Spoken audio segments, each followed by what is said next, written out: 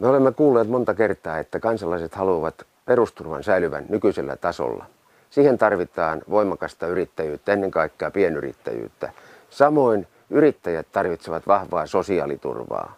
Se tarkoittaa sitä, että muun muassa yrittäjän perheenjäsenen sosiaaliturvan pitää olla hyvä ja yrittäjällä pitää olla mahdollisuus osasairauspäivärahaan ja osittaiseen hoitorahaan niin kuin muillakin kansalaisilla. Kaiken kaikkiaan tämä sosiaaliturvakysymys on tärkeä sekä nuorille yrittäjille että etenkin niille, jotka ovat perhettä perustamassa.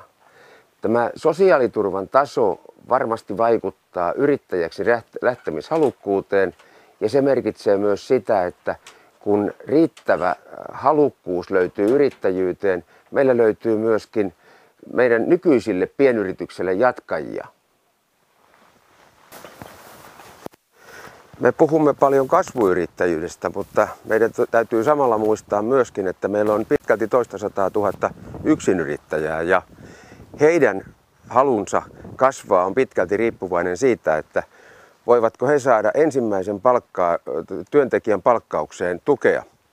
Tällä hetkellä noin 150 kunnassa tämä tuki on saatavissa ensimmäisen 2 vuoden ajalle, mutta tämä tuki pitäisi ulottaa koko maan kattavaksi, koska se ensimmäisen työntekijän palkkaaminen on aina samanlainen haaste riippumatta siitä, missä päin Suomea yrittäjyyttä toteuttaa.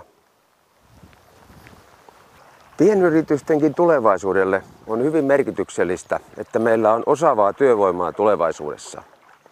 Siksi yrittäjienkin pitää olla mukana koulutusorganisaatioiden hallituksessa, jotta osataan kouluttaa, nimenomaan täsmäkouluttaa sellaisia työntekijöitä, joita pienyritykset seutukunnalla tarvitsevat.